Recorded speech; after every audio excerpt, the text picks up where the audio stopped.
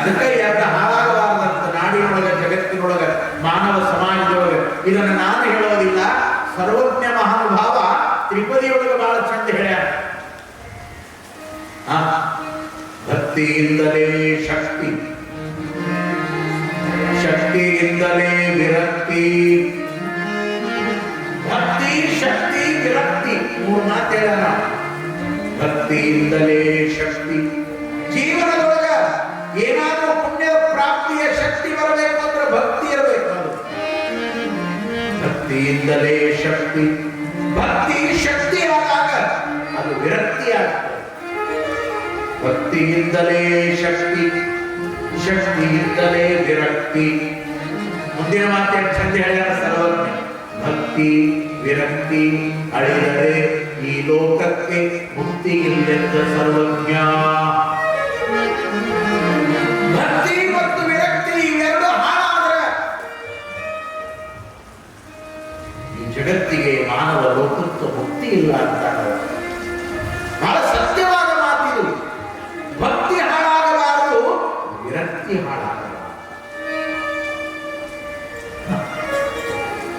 ವಿರತಿ ಬಲಿಯಲಿಬೇಕು ಬರ್ದಾರ. ಚಿದಾನಂದವರು ದೇವಿ ಪುರಾಣದೊಳಗೆ ಬರ್ದಾರ ನೋಡಿ. ವಿರತಿ ಬಲಿಯಲಿಬೇಕು, ಮಾತಿನ ಬರಿಯ ಬಿಟ್ಟಿರಬೇಕು, ಬರುವ ನಿದ್ರೆಯ ತಗ್ಗಿಸಬೇಕು. ಇವೆಲ್ಲ ಜೀವನದ ಸಾಧನೆಗಳೆಲ್ಲ ಸುಮ್ಮನೆ ಬರ್ತದೆ. ಅದು ವೈರಾಗ್ಯ, ವಿರತಿ.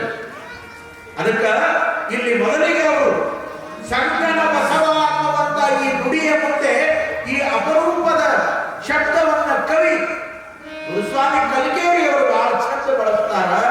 ವಿರತ ಪುಂಗವ. ಯಾರು?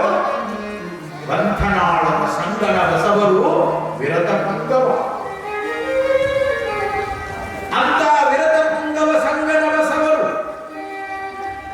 ಗರೆ ಹಿಡಿವ ಅಂದ್ರೆ ಜಗತ್ತಿಗೆ ಅವತರಿಸಿ ಬರುವಂತ, ಈ ಮಧ್ಯಲೋಕಕ್ಕೆ ಹುಟ್ಟಿ ಬರುವಂತ, ಜನಿಸಿ ಬರುವಂತ ಅಪರೂಪದ ಕಥಾಸಾರವನ್ನು ಈ ಪುರಾಣದ ಮುಂದಿನ ನುಡಿಗಳಲ್ಲಿ ನಾನು ಹೇಳ್ತಾ ಇದ್ದೇನೆ ಎನ್ನುವುದನ್ನ ಈ ಸೂಚನಾ ಪದ್ಯದೊಳಗೆ ಎರಡನೆಯ ಸಂಧಿಯೊಳಗ ಎರಡನೆಯ ಅಧ್ಯಾಯದೊಳಗ ಕವಿ ಬಹಳ ಸುಂದರವಾಗಿ ಬರೀತಾರೆ. ಧರೆ ಬಿಡಿವ ಪರಿಸರದ ಹಿನ್ನೆಲೆ. ಯಾವ ಪರಿಸರದೊಳಗೆ ಹುಟ್ಟಿದ್ರು, ಯಾವ ದೇಶದೊಳಗೆ ಹುಟ್ಟಿದ್ರು, ಯಾವ ನಾಡಿನೊಳಗೆ ಹುಟ್ಟಿದ್ರು, ಯಾವ ಊರೊಳಗೆ ಹುಟ್ಟಿದ್ರು, ಯಾವ ಪುರದೊಳಗೆ ಹುಟ್ಟಿದ್ರು, ಯಾವ ಬಟ್ಟೆಯೊಳಗೆ ಹುಟ್ಟಿದ್ರು, ಇದಕ್ಕೆ ಪರಿಸರ ಅಂತ ಕರೀತಾರೆ. ಇದಕ್ಕೆ ಇತಿಹಾಸದ ಹಿನ್ನೆಲೆಯ ಪರಿಸರ. ಯಾರಿಗೆ ಇತಿಹಾಸ ಗೊತ್ತಿರ್ತದ ಅವರು ಹೊಸ ಇತಿಹಾಸವನ್ನು ಸೃಷ್ಟಿ ಮಾಡ್ತಾರೆ. ಇತಿಹಾಸವೇ ಗೊತ್ತಿಲ್ಲ, ನಮ್ದು ಹಿಂದಿದ್ದು ಗೊತ್ತಿಲ್ಲ, ಮುಂದಿದ್ದು ಗೊತ್ತಿಲ್ಲ, ನಾವು ಮನುಷ್ಯರಾಗಿ ಬಂದೀವಿ ಅನ್ನುವಂಥ ಅರಿವೇ ನಮಗೆ ಬರಲಿಲ್ಲ ಅಂದ್ರೆ ನಾವು ಹತ್ತು ಕೂಡ 11 ಹದ್ದು, ಕಾಯಿ, ಪಕ್ಷಿ, ನಾಯಿ, ನರಿ, ಎಮ್ಮೆ, ಆಕಳ, ಕತ್ತಿ, ಕುದುರೆ ಬದುಕಿ ಹೋದಾಗ ಒಂದು ದಿನ ಹುಟ್ಟಿರ್ತೀವಿ ಅಷ್ಟೇ. ಅವು ಹುಟ್ಟ್ಯಾವ, ಅವು ಬದುಕ್ತಾವ, ಅವು ಜೀವನಕ್ಕಾಗಿ ಹೋರಾಟ ಮಾಡ್ತಾವ, ಅವು ಒಂದು ಗೂಡು ಕಟ್ತಾವ, ಕಾಳಿಗಾಗಿ ಹಾರ್ಯಾಡಿ ಹಾರ್ಯಾಡಿ ಎಲ್ಲರೂ ಹೋಗಿ ತಿಂದು ಬರ್ತಾವ, ಹೊಟ್ಟೆ ಇಡ್ತಾವ, ಮರಿ ಎಬ್ಬಿಸ್ತಾವ, ಸಂತಾನ ಉತ್ಪತ್ತಿ ಮಾಡ್ತಾವ, ದೇವರು ಕೊಟ್ಟ ಆಯುಷ್ಯ ಮುಗಿದ ತಕ್ಷಣ ಸತ್ತು ಹೋಗ್ತಾವ. ಹೌದಲ್ರಿ? ಹೀಗ ಬದುಕಿದ್ರೆ ಅದು ಮನುಷ್ಯತ್ವ ಅಲ್ಲ. ಮನುಷ್ಯತ್ವ ನಿಜವಾಗಿ ಮನುಷ್ಯತ್ವವಾಗಿ ಬಳಕೆಯಾಗಬೇಕು ಅಂದ್ರೆ ತಿಳಿದು ಬದುಕಬೇಕು, ಅರಿವಿನಿಂದ ಬದುಕಬೇಕು, ಜ್ಞಾನದಿಂದ ಬದುಕಬೇಕು. ಸರಳ ಹಳ್ಳಿ ಮಾತಿನಾಗ ಹೇಳುವುದಂದ್ರೆ ಎಚ್ಚರಿಕೆಯಿಂದ ಬದುಕು. ಎಚ್ಚರ ಅಂತಾರೆ ನೋಡಿ, ಎಚ್ಚರ. ಹಳ್ಳ್ಯಾಗ ವಯಸ್ಸಾದ ಹಿರಿಯರು ಹೇಳ್ತಿದ್ರು ಹಿಂದಕ್ಕೆ, ತಮ್ಮ ಎಚ್ಚರ, ಹುಚ್ಚನಾಗ ಬದುಕಬೇಡ, ಎಚ್ಚರ. ಜೀವನದೊಳಗೆ ಎಚ್ಚರ ತಪ್ಪು ಅಂದ್ರೆ ಜೀವನ ನರಕ ಆಗ್ತದೆ, ದುಃಖದಿಂದ ಕೂಡುತ್ತದೆ, ಅದು ಸಂಕಟವನ್ನು ಅನುಭವಿಸಬೇಕಾಗ. ಅದಕ್ಕಾಗಿ ಅವರು ಹಿನ್ನೆಲೆ ಇತಿಹಾಸ ಎಂತ ಹೇಳ್ತಾರೆ. ಪುರ, ಮಠ, ಸ್ಥಳ, ನಾಡು, ದೇಶದ ಮಹತಿ, ಸತ್ತರಿಕೆ.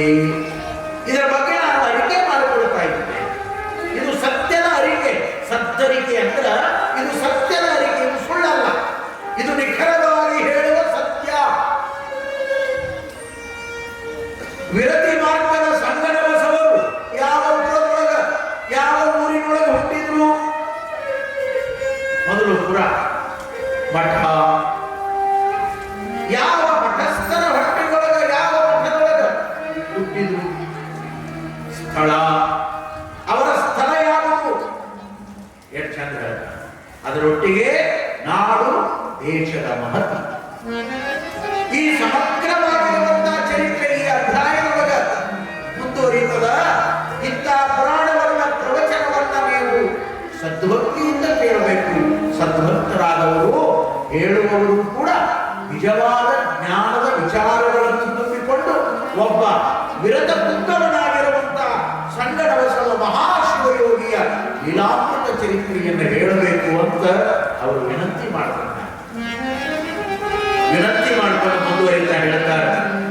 ಧರ್ಮಜ್ಞಾನಿಸಿದಾಗ ಪರಶಿವ ಧಾರುಣಿಗೆ ಅವತರಿಸುವನೆಂಬ ಔದಾರ್ಯ ನುಡಿ ಸೈಯಲ್ಲ ಧರ್ಮವು ಜ್ಞಾನಿಸುವುದಿಲ್ಲ. ಭಗವದ್ಗೀತೆಯೊಳಗೆ ಈ ಮಾತು ಬರ್ತದೆ. ಅರ್ಜುನನಿಗೆ ಕೃಷ್ಣ ಉಪದೇಶ ಮಾಡುವಾಗ ಈ ಮಾತನ್ನು ಹೇಳ್ಯಾನ. 18 ಅಧ್ಯಾಯಗಳ ಭಗವದ್ಗೀತಾ ಭಾರತ ದೇಶದ ಬಹಳ ದೊಡ್ಡ ಗ್ರಂಥ. ಭಗವದ್ಗೀತೆಯೊಳಗ ಕೃಷ್ಣ ಉವಾಚ ಅರ್ಜುನ ಉವಾಚ ಕದ ಹುಟ್ಟಿಗಳು ಸಂಸ್ಕೃತದೊಳಗದಾವ. ಕೃಷ್ಣ ಹೇಳಿದ, ಯದಾ ಯದಾ ಹಿ ಧರ್ಮಸ್ಯ ಗ್ಲಾನಿರ್ಭವತಿ ಭಾರತ ಅಭ್ಯುತ್ಥಾನಂ ಅಧರ್ಮಸ್ಯ. ಕೃಷ್ಣ ಹೇಳ್ತಾನೆ, ಯಾವಾಗ ಧರ್ಮ ಗ್ಲಾನಿ ಆಗ್ತದೋ ಆ ಧರ್ಮವನ್ನು ಉದ್ಧಾರ ಮಾಡುವ ಸಲುವಾಗಿ ನಾನು ನಾನಾ ರೂಪದೊಳಗ ಅವತಾರವನ್ನು ತಾಳಿ ದುಷ್ಟರನ್ನ ಸಂಹಾರ ಮಾಡಿ ಶಿಷ್ಟರನ್ನ ಕಾಪಾಡಿ ಈ ಮಾನವ ಜಗತ್ತಿಗೆ ಮುಕ್ತಿ ಕೊಡ್ತೀನಿ ಅಂತ ಭಗವದ್ಗೀತೆಯೊಳಗ ಮೊದಲ ನುಡಿ ಬರ್ತದೆ. ಧರ್ಮಕ್ಷೇತ್ರೇ ಕುರುಕ್ಷೇತ್ರೇ. ಆದ್ರೆ ಈ ಕವಿಗಳು ಬಹಳ ಸೂಕ್ಷ್ಮವಾಗಿ ವಿಚಾರ ಮಾಡಿ ಹೇಳ್ತಾರೆ. ಅವ್ರು ಹೇಳೋದ ಕಡೆ ಅವ್ರು ಹೇಳಿದ್ದ ಸತ್ಯ ಅಲ್ಲ. ನಮ್ಮ ಲಿಂಗಾಯತ ಧರ್ಮದ ತತ್ವದ ಆಚರಣೆಯ ವಿಚಾರದಂತೆ ನಾವು ಒಂದೆರಡು ವಿಚಾರ ಮಾಡಬೇಕಲ್ಲ. ನಮ್ಮ ಫಿಲಾಸಫಿ ಏನ್ ಹೇಳ್ತಾರೆ? ಅವರಿಗೆ ಒಂದು ಚಂದ ಮಾತು ಬಳಸ್ಯಾರ. ಧರ್ಮವು ಗ್ಲಾನಿಯಾಗುವುದಿಲ್ಲ. ಎಷ್ಟು ಚಂದ ಬರ್ತಾರೆ. ಧರ್ಮ ಎಂದೂ ಗ್ಲಾನಿ ಆಗೋದಿಲ್ಲ. ಗ್ಲಾನಿ ಆದಾಗ ಧರ್ಮ ಅನ್ನಕ ಬರಂಗ. ಅದು ಸೃಷ್ಟಿಯ ಧರ್ಮ ಇರಬಹುದು, ತತ್ವದ ಧರ್ಮ ಇರಬಹುದು, ವಿಚಾರದ ಧರ್ಮ ಇರಬಹುದು, ಅರಿವಿನ ಧರ್ಮ ಇರಬಹುದು, ಅದು ಗುರುವಿನ ಧರ್ಮ ಇರಬಹುದು, ಶಿಷ್ಯನ ಧರ್ಮ ಇರಬಹುದು, ಅದು ಪತಿಯ ಧರ್ಮ ಇರಬಹುದು, ಸತಿಯ ಧರ್ಮ ಇರಬಹುದು, ಸುತರ ಧರ್ಮ ಇರಬಹುದು, ರಾಜ ಧರ್ಮ ಇರಬಹುದು, ಪ್ರಜಾ ಧರ್ಮ ಇರಬಹುದು. ಇದು ಧರ್ಮ ಬಹಳ ದೊಡ್ಡದ. ಈ ಧರ್ಮದ ಶಬ್ದ ಎಂದೂ ಜಗತ್ತಿನೊಳಗೆ ನಾಶ ಆಗೋದಿಲ್ಲ. ಧರ್ಮಕ್ಕೆ ಎಂದು ಗ್ಲಾನಿ ಆಗುವುದು. ಸೃಷ್ಟಿ ಧರ್ಮ ಎಂದಾದ್ರೂ ಕೆಟ್ಟದೇನು? ಎಂದು ಸೃಷ್ಟಿ ರಚನೆ ಆಗ್ಯದ ಅಂದಿನಿಂದ ಆಕಾಶದೊಳಗೆ ಸೂರ್ಯ ಚಂದ್ರನು ಜಗತ್ತನ್ನು ಬೆಳಗುತ್ತಾ ಇದ್ದ. ಬೆಳಗಿನ ಯಾವ ಸೂರ್ಯ ಬಂದು ಜಗತ್ತಿಗೆ ಬೆಳಕು ಕೊಡ್ತಾನ, ಸಾಯಂಕಾಲ ರಾತ್ರಿ ಆಯಿತು ಅಂದ್ರೆ ಚಂದಿರ ಬಂದು ಬೆಳದಿಂಗಳನ್ನು ಚೆಲ್ಲುತ್ತಾನ. ಸೃಷ್ಟಿಯ ಧರ್ಮ ಎಂದೂ ನಿಂತಿಲ್ಲ, ಗ್ಲಾನಿ ಆಗಿಲ್ಲ.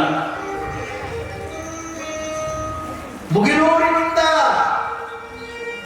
ಮೇಘಗಳು ಮೋಡಗಳು ಮಳೆಯನ್ನು ಸುರಿಸ್ತಾವ, ಎಂತ ನಿಲ್ಲಿಸ್ಯಾವ. ಮಳೆಗಾಲದೊಳಗೆ ಮೇಘಗಳು ತಮ್ಮ ಕೆಲಸವನ್ನ ಧರ್ಮವನ್ನ ತಪ್ಪದಂತೆ ಮಾಡ್ತಾ ಇದ್ದ. ಹಗಲಾಗ್ತದ, ರಾತ್ರಿ ಆಗ್ತದ, ಬೆಳಕಾಗ್ತದ, ಧರ್ಮ ನಡೆದದ. ಧರ್ಮ ಎಂದೂ ಕೆಡೋದಿಲ್ಲ. ಧರ್ಮದ ಆಚರಣೆಯನ್ನು ಒಪ್ಪಿಕೊಂಡವರ ಮನಸ್ಸು ಕೆಡ್ತಾರೆ. ಅದಕ್ಕೆ ಧರ್ಮ ಅಂದ್ರೆ ಆಚಾರ ವಿಚಾರ ಅಂತ ಎರಡು ಶಬ್ದ ಬಳಸ್ಯಾರ, ಒಂದ ಅಂದಿಲ್ಲ. ಬರೇ ಆಚಾರ ಮಾಡೋದಷ್ಟ ಧರ್ಮ ಅಲ್ಲ. ಆಚಾರಕ್ಕೆ ವಿಚಾರ ಇರಬೇಕು, ವಿಚಾರಕ್ಕೆ ಆಚಾರ ಇರಬೇಕು. ಏನು ವಿಚಾರ ಮಾಡ್ತೀವಿ ಹಂಗ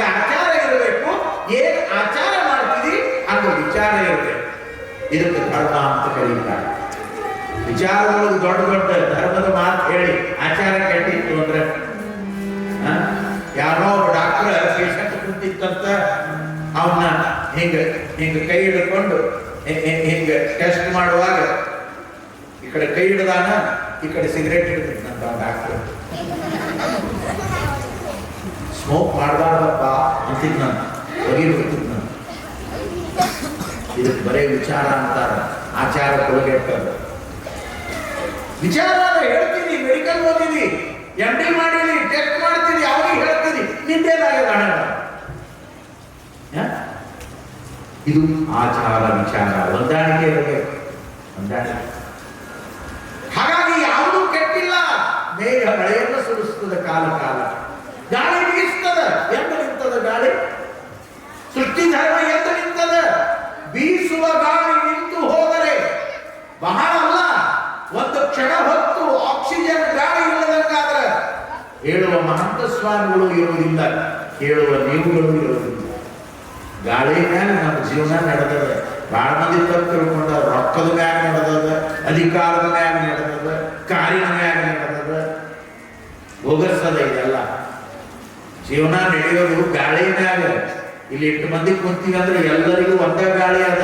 ನನಗೂ ನಿಮಗೂ ಎಲ್ಲರಿಗೂ ನನಗೊಂದು ಗಾಳಿ ಬೇರೆ. ಯಾಕಂದ್ರೆ ಮಂಚದ ಮ್ಯಾಗ ಅಪ್ಪರ್ ಎತ್ತರಾಗಿ ಕುಂಡ್ರಿ ಚಂದ ಹೇಳಕತ್ತಾರೆ, ಇವ್ರಿಗೆ ಬ್ಯಾರೆ ಕೊಡ್ಬೇಕು ಆಕ್ಸಿಜನ್ ಅಂತ. ಏನಾರ ಅದೇನು ಪದ್ಧತಿ ಇಲ್ಲ. ನನಗೂ ಅಂತ ನಿಮಗೂ ಅಂತ, ಇಲ್ಲಿ ಕುಂತ ಮಕ್ಕಳಿಗೂ ಅಂತ, ಹಿರಿಯರಿಗೂ ಅಂತ, ಅಲ್ಲಿ TV ಮುಂದೆ ಕುಂತವ್ರಿಗೂ ಅಂತ. ಅಲ್ಲಿ TV ಮುಂದೆ ಭಾಳ ಜನ ಹಿರಿಯರು ಕುಂತಾರ, 2 TV ಹೆಚ್ಚಿಲ್ಲ, ಅಲ್ಲೊಂದಿಟ್ಟು ಮಂದಿ ಕೊಡ್ತಾರ, ಅವ್ರಿಗೂ ಅದ. ಇನ್ನೂ ಕೆಲವರು ಹೊರಗೆ ಕೂತಾರ ಮುಂದೆ ಕಟ್ಟಿ ಮ್ಯಾಲ, ಅವ್ರಿಗೂ ಅದ. ಇನ್ನು ಕೆಲವರು ಬರ್ಲಾರ್ದ ಮನೆಯಾಗ ಅದಾರಲ್ಲ, ಅವ್ರಿಗೂ ಅದ. ಅವ್ರು ನಾಳೆಗೆ ಬರ್ತಾರಲ್ಲ, ಬರ್ಲಾರ್ದವ್ರು ಬರಾಕ್ ನೀವು ಸುದ್ದಿ ಮಾಡ್ರಿ. ಅವ್ರಿಗೆಲ್ಲ ಚಂದ ನಡೆದ ಡೈಲಿ ಒಂದೇ ನೋಡ್ರಿ, ಒಳಗೆ ಹೋಗ್ತದ, ಹೊರಗೆ ಬರ್ತದ. ಧರ್ಮ ನಡೆದಿಲ್ಲ, ನಡೆದದ. ನಮಗೂ ನಿಮಗೂ ಗೊತ್ತಾಗಲಾರ್ದು ಹೋಗ್ತದ, ಹೊರಗೆ ಬರ್ತದ. ಅದು ಒಳಗ ಹೊರಗ ಹೋಗೋದು ಬರೋದು ಸಮ್ ಅಂತ ಮಾಡಾಕತ್ತದಂತ ಇದು ಮಾತಾಡ್ತದ, ಇದು ನೋಡ್ತದ, ಇದು ಕೈ ಮಾಡ್ತದ. ನೀವು ನೋಡ್ತೀರಿ, ಮಾತಾಡ್ತೀರಿ, ಒಳಗೆ ಹೋಗೋದು ಹೊರಗೆ ಬರೋದು ನಿಂತರ ಹಿಂಗ ಉಳ್ತದಿಲ್ಲ. ಹೌದಲ್ರಿ? ಮುಗಿತದ ಎನರ್ಜಿ, ಆಕ್ಸಿಜನ್ ಎನರ್ಜಿ. ಅದು ಮುಖ್ಯ ಪ್ರಾಣವಾಯು ಚೈತನ್ಯ. ಅದು ಹೊರಗೆ ಹೋಗ್ತದೆ, ಹೊರಗೆ ಬರ್ತದೆ. ಅದಕ್ಕಾಗಿ ಯೋಗ ಶಾಸ್ತ್ರದೊಳಗೆ ಈ ದೇಶದ ಯೋಗಿಗಳ ಬರೆದಾಗ ಸಿದ್ಧಲಿಂಗ ಮಹಾರಾಜರು ಆ ಯೋಗ ಸಾಧನೆ ಮಾಡಿದ್ರು.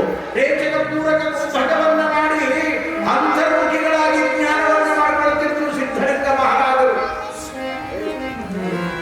ಒಬ್ಬ ವ್ಯಕ್ತಿ, ಒಬ್ಬ ಮನುಷ್ಯ, ಪ್ರತಿಯೊಬ್ಬ ಮಾನವ ಒಂದು ದಿವಸಕ್ಕೆ 24 hours 24 ಗಂಟೆಗಳಲ್ಲಿ ಅವನ ಬ್ರೀತಿಂಗ್, ಅವನ ಉಸಿರಾಟ ಎಷ್ಟು ಇರ್ತದಂದ್ರೆ ಒಂದು ದಿವಸಕ್ಕೆ ಲೆಕ್ಕ ಮಾಡಿ ಬರ್ದಾರ 21,600 ಬಾರಿ ಪ್ರತಿ ಮನುಷ್ಯ ಎವರಿ ಡೇ ಉಸಿರಾಡ್ತಾನೆ. 21,600 ಬಾರಿ ಉಸಿರಾಡ್ತಾನ. ಸುಮ್ಮ ವಿಚಾರ ಮಾಡ್ರಿ. ಮೊನ್ನೆ ನಡುವಂದಿಟ್ಟು ಕರೋನಾ ಅಂತ ಬಂತಲ್ಲ, 2 ವರ್ಷ ಕಟ್ಟಿ ಕಾಡಿದ್ವಿ, ಬಾಯಿಗೆ ಗಟ್ಟಿ ಕಟ್ಕೊಂಡ್ವಿ, ಮಣ್ಣಿಗೆ ಹೋಗ್ಲಾರ್ದ ಮನ್ಯಾಗ ಕೂತ್ವಿ, ಸತ್ತವ್ರ ಮಾರಿ ನೋಡಕ್ ಹೋಗ್ಲಿಲ್ಲ. ಹೆಂಗಿತ್ತು ಕಾಲ ಸುಮ್ಮನೆ ನೆನಪು ಮಾಡ್ಕೋರಿ. ಕರೋನಾ ಬಂದಾಗ ಎಷ್ಟೋ ಮಂದಿ ಬದುಕಬೇಕು ಅನ್ನುವಂತ ಕೋಟ್ಯಾಧೀಶ್ವರರು ಆಕ್ಸಿಜನ್ ಕೊರತೆ ಆದ್ರೆ ಸಾಯ್ತೀವಿ ಅಂತ ಆಕ್ಸಿಜನ್ ತಗೊಳಕ್ ಹೋದ್ರೆ ಆಕ್ಸಿಜನ್ ಸಿಗ್ಲಿಲ್ಲ. ಒಂದು ಆಕ್ಸಿಜನ್ 18,000 ರೂಪಾಯಿ ರೇಟ್ ಆಗ. ಅವ್ರ ಕಿಶಾದಾಗ 10 ATM ಇತ್ತು, ಎಲ್ಲ ಬ್ಯಾಂಕಿನ ಸಿಂಡಿಕೇಟ್ ಇತ್ತು, SBI ಇತ್ತು, ಕೆನರಾ ಇತ್ತು, ಮತ್ತೆ ಯಾವ್ಯಾವ ಶಾಖಾ ಅದಾವ, ಕರ್ನಾಟಕ ಎಲ್ಲವೂ ATM ಇತ್ತು. 10 ಅದಾವ. ಒಂದೊಂದು ATMನ್ಯಾಗ ಕೋಟಿ ಕೋಟಿ ಅದಾವ. ಕರೆ ಅವ್ನು ತಗೊಂಡು ಹೋಗಿ ಹಿಡ್ಕೊಂಡಿರೋ ಗೊತ್ತಾಗ್ತದ ಯಾವ ಬದುಕಿದ. ಕೋಟಿ ATM ನಿನ್ನ ಕಿಶಾದಾಗ ಆದ್ರೆ ಬದುಕಿಸ್ತೇನು? ನಿನ್ನ ಬದುಕಿಸೋದು ದೇವರು ಕೊಟ್ಟ ಒಂದು ಉಸಿರು. ಮರಿಬೇಡ ಮಾನವ, ಮರಿಬೇಡ. ಉಸಿರು ಬದುಕಿಸ್ತದ ನಿನ್ನ, ಉಸಿರು ಇರುತ್ತದ ನಿನ್ನ ಜೀವನ.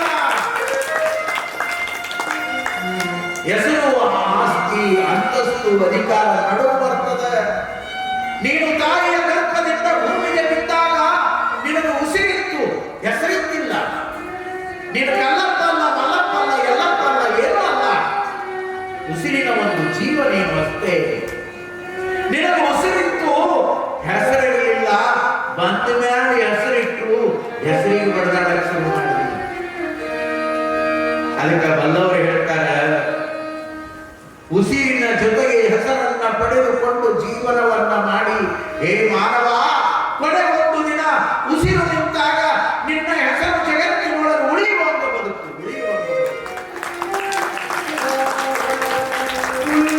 ನಿಮ್ಮತ್ತದ ಪ್ರಕೃತಿಯ ಧರ್ಮ ಇವತ್ತಿನವರೆಗೆ ನಿಂತಿಲ್ಲ. ಎಲ್ಲಿ ನಿಂತದ? ಒಳ್ಳೆಯವ್ರ ಮುಂದೆ ಗಾಳಿ ಬೀಸ್ತದ, ಕೆಟ್ಟವ್ರ ಮುಂದೆ ಗಾಳಿ ಬೀಸ್ತದ, ಪಾಪ ಮಾಡೋರ ಮುಂದೆ ಗಾಳಿ ಬೀಸ್ತದ, ಕಳ್ಳ ಸುಳ್ಳರು ಎಲ್ಲರ ಮುಂದೆ. ಅದು ತನ್ನ ಧರ್ಮ ಬಿಟ್ಟಿಲ್ಲ. ನಾನು ಕೆಲಸ ನಾ ಮಾಡ್ತೀನಿ, ನೆಂದು ನೆನಪು ಬಿಟ್ಟಿತ್ತು ಅಂತ.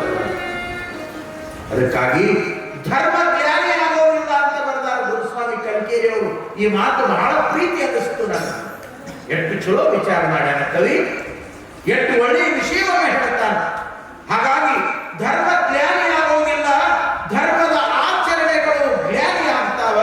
ವಿಚಾರ ಆಚಾರ ಕೆಡುವಾಗ ಇದನ್ನು ಉದ್ಧಾರ ಮಾಡುವ ಸಲುವಾಗಿ ಧರ್ಮ ಪುರುಷರು ಹುಟ್ಟಿ ಬರ್ತಾರೆ.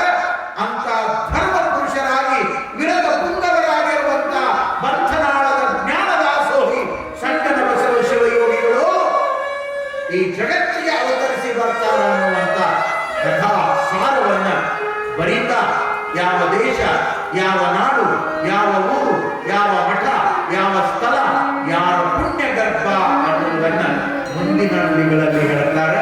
ಅದನ್ನು ಮತ್ತೆ ನಾಳೆಯ ದಿನದ ಪುರಾಣದೊಳಗೆ ನಾವೆಲ್ಲ ಕೇಳೋಣ.